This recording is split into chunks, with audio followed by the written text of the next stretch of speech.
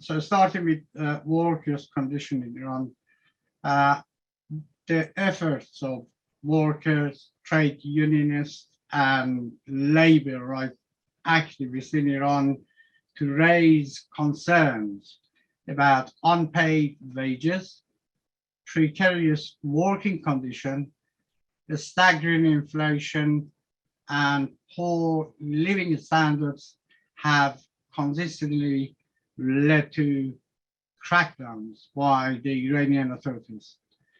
Despite undue restriction on the right to freedom of association and a ban on independent trade unions in Iran, many workers and their allies continue to uh, fight for independent trade union in Iran.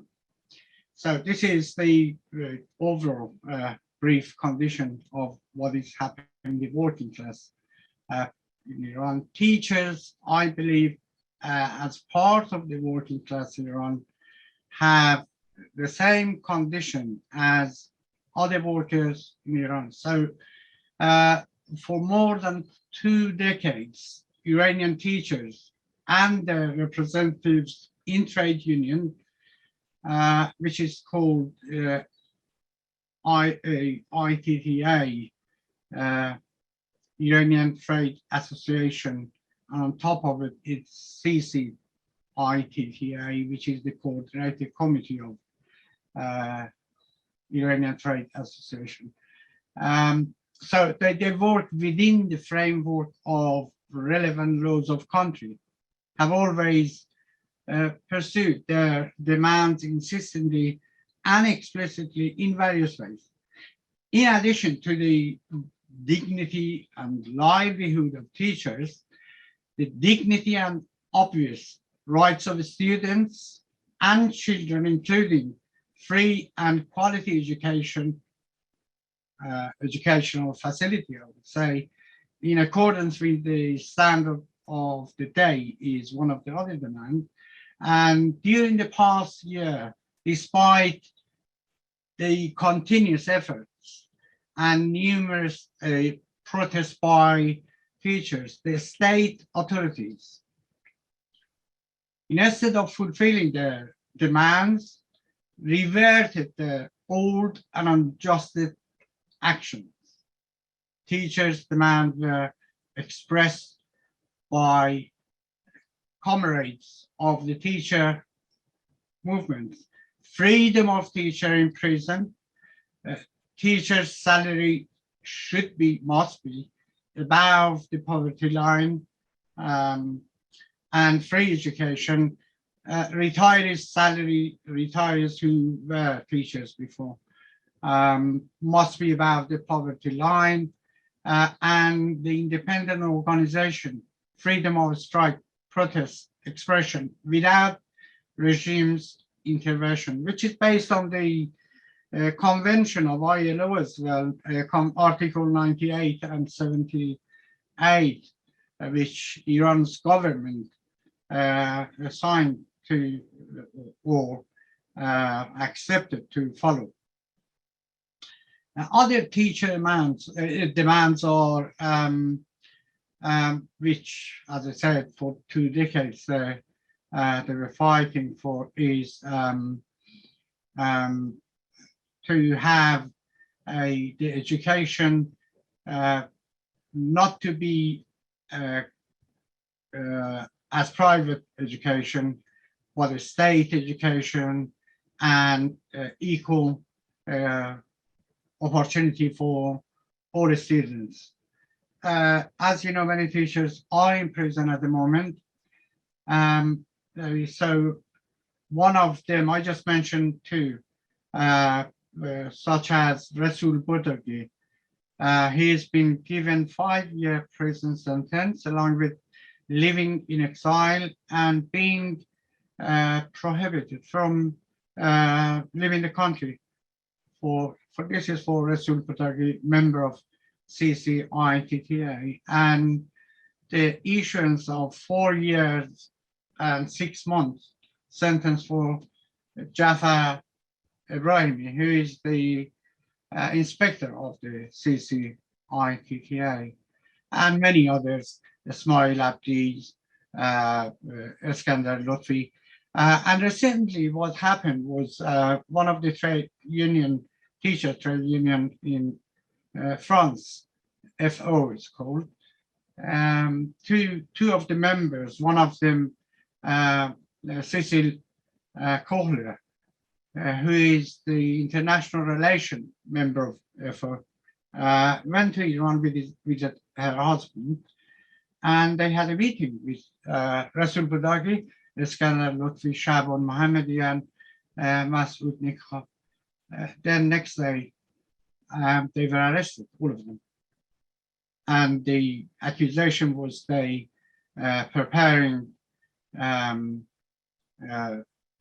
all these demonstrations who are happening in Iran now on the street. And they call these two teachers or trade unionists as a spy. They are spying on Iran, and they organizing all these uprisings and all other things. So these people are in prison, and the protest to freedom strongly happening now in Iran and abroad. Mehran was arrested in October 16, 2020 in his flat in Tehran by 12 men, and has been sentenced for 10 years and a half on charge of forming a group composed of more than 2 people with the purpose of disrupting national security. Can you believe that? And propaganda against the regime. After arrest, what happened? Mehran was similar to Nahid, in solitary confinement for 6-7 months without having access to outside, without having access to any friends, families, and then finally had a brief court giving sentence. Then we started, campaign in UK for Mehran's freedom. A group of 3 or 4 of us decided to start the campaign. So we knew Mehran's case is fabricated, is fake, and we need to support him. British government so far has not given a clear answer to our request. Even Liz Truss, pressed by Jeremy Corbyn about his case, saying that I must respect the individual's request of whether their case should be raised in public. That is why we mentioned publicly only those individuals who have asked to be named, which is completely lie. Mehran never said that I don't want to be in public. Mehran's family never said. And we clearly send a statement with the statement of the family that's saying, we ask you to help Mehran to get out of this hell. And Liz Truss is just clearly lying about his case.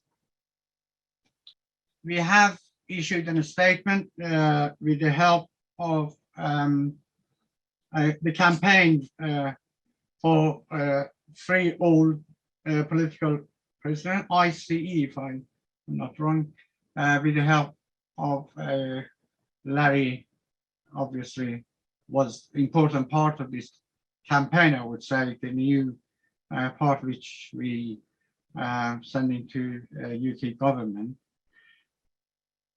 So far, I have spoken to Mehran's friend in Iran. His blood sugar, he's diabetic, and his blood sugar is high and needs to be monitored. Well, nobody cares about it. So we got a lot of work to do to reach to the point, I think, that British government convinced that it must act on behalf of its citizens and not just those highlighted in the media. I think international media is important. International support is important. Trade union support is important. So we're trying to get support from trade union again. We had support from hundreds of trade unions worldwide, from Argentina, Spain, UK, Germany, other countries. So we continue this campaign, and also we continue to raise Mehran issue again in the UK mainstream papers, maybe, and see what happens. What I'm thinking of now in Iran situation is very sensitive. Is the people on the street, demanding they don't want the government. They're shouting down with Raisi, down with Khamenei, down with Islamic regime in Abadan, in many cities, and even Tehran. We need to support workers in Iran and teachers in Iran. Maybe we get rid of Islamic regime and replace it with workers, council government. Thank you so much. Thank you for listening.